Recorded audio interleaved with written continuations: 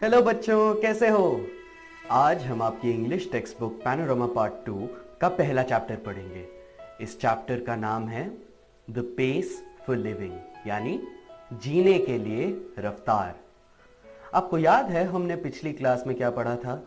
हमने ऑथर यानी लेखक के बारे में पढ़ा था कि उनका नाम R.C. हचिंसन है और वो ब्रिटेन के उपन्यासकार यानी नॉवेलिस्ट हैं। इस चैप्टर में हमने उस दबाव के बारे में पढ़ा था जो तेज रफ्तार वाली जिंदगी इंसानों पर डालती है। हमने एक नाटक यानी प्ले की बात की थी जो लेखक डबलिन में देखने गए थे। इस नाटक में एक व्यापारी था जो अपनी जिंदगी की भयानक रफ्तार से चिंतित और परेशान था। फिर हमने रफ्तार की अच्छाइयां पढ़ी कि वह अब सफर करने को आसान और अम्यूजमेंट पार्क्स को मजेदार बनाती है, और उसकी बुराइयां पढ़ी कि वो इंसानों को तनावग्रस्त कर रही है।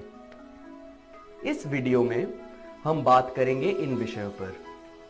ऑथर्स स्लो थिंकिंग, यानी लेखक अपनी धीमी सोच के बारे में क्या कहते हैं, और watching a movie with wife, यानी लेखक जब अपनी पत्नी के साथ फिल्म देखने जाते हैं तो क्या होता है। ऑथर्स स्लो थिंकिंग, यानी लेखक की धीमी सोच। The author says, I speak with prejudice. Prejudice माने पक्षपात. Because I belong to a tribe of slow thinkers. यानी मैं उस प्रजाति का हिस्सा हूं जिसकी सोच धीमी है। लेखक कहना चाहते हैं कि रफ्तार के मामले में लेखक निष्पक्ष नहीं रह सकते क्योंकि उनकी अपनी सोच धीरे चलती है। The author says he is cursed यानी शापित with l'esprit de l'escalier। ये एक फ्रेंच पद यानी फ्रेज है जिसका अर्थ भी लेखक ने बताया है। Someone who comes up with the most devastating repartee after the party is over। repartee हाजिर जवाब को कहते हैं। लेखक के कहने का अर्थ है कि जब उनकी किसी से बहस हो जाती है तो झगड़ा खत्म होने के बहुत देर बाद सोच समझकर उनके मन में कई जवाब आ जाते हैं कि मुझे उससे ये कहना चाहिए था। लेखक बहस को पार्टी व्यंग करते हुए बोलते हैं। फिर लेखक इंटेलिजेंस टेस्ट की बात करते हैं। ये एक परीक्षा है जो मानसिक ताकत और समझदारी नापने हेतु बनाई गई है। हालांकि लेखक के मुताबिक ये टेस्ट इससे ज्यादा सोचने की रफ्तार यानी स्पीड ऑफ थिंकिंग को नापते हैं। इसलिए इन परीक्षाओं में लेखक को सबसे कम नंबर आना निस्संदेह है। लेखक खुद को handicapped in the business of earning a livelihood पाते हैं। हैंडीकैप्ड यानी अक्षम।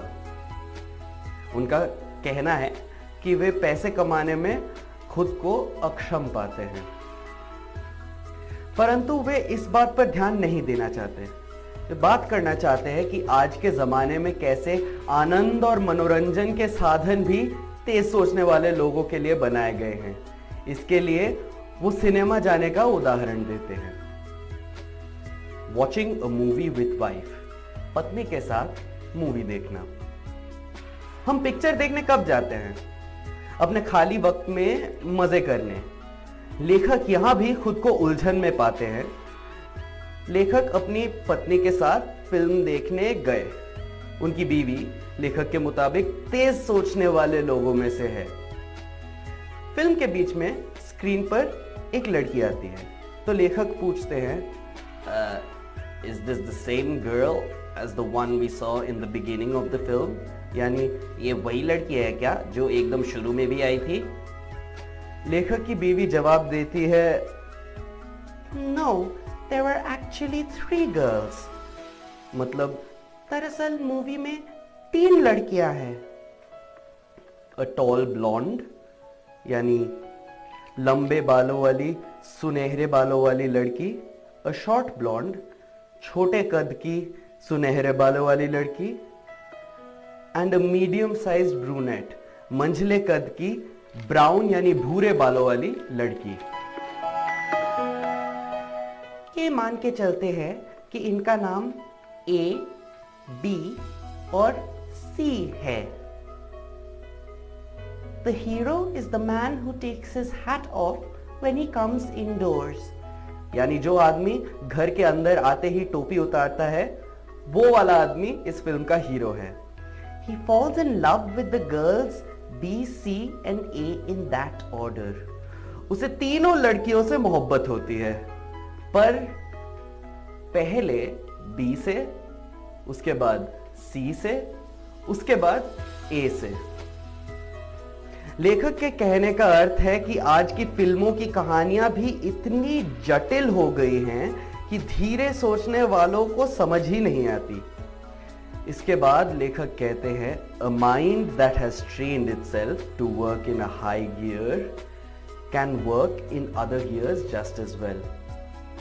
अपनी पत्नी के दिमाग को वो trained to work in high gear कहते हैं। बच्चों, आपने गाड़ी के गियर को देखा है? जितनी ज्यादा हम गाड़ी की स्पीड बढ़ाएं, उतना ऊंचा गियर चाहिए गाड़ी को चलाने के लिए। लेखक मानसिक गतिविधियों को इसी से तुलना कर रहे हैं, ये कहकर कि जो दिमाग तेज चलने के आदी है, वो धीरे भी अच्छी तरह से चल सकते हैं। लेखक थिएटर में उनके साथ वाले दर्शकों को फेलो पेशेंट्स बुलाते हैं। फेलो पेशेंट्स माने साथी मरीज। पेशेंट का मतलब होता है मरीज। वो कहना चाहते हैं कि वो मरीज जैसे है, हालांकि बाकी मरीज कम से कम फिल्म को समझने में असमर्थ नहीं है। आखिर में वे अपनी एक फिक्र जताते हैं, that those of us who do not think fast in the high street nowadays may not get a chance to think at all। बच्चों, हाई स्ट्रीट शहर के उस सड़क को कहते हैं जो मुख्य सड़क है, जहां कई दफ्तर और दुकानें भी हैं। लेखक हाई स्ट्रीट शब्दों का इस्तेमाल रोजमर्रा की आधुनिक जिंदगी को दर्शाने के लिए करते हैं। वे ये फिक्र जताते हैं कि आज के दिन जो तेज सोचने की क्षमता नहीं रखता, हो सकता है आगे जाके उन्हें जिंदगी भर सोचने का मौका ही ना मिले। तो बच्चों, आज हमने क्या सीखा?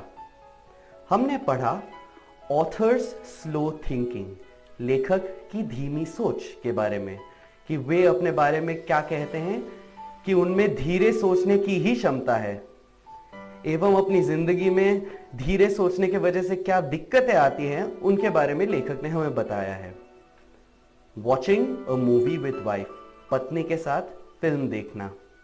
इस हिस्से में हमने पढ़ा कि लेखक फिल्म की जटिल कहानी को समझ ही नहीं पाते, धीरे सोचने के नतीजे से उनका मनोरंजन भी नहीं होता।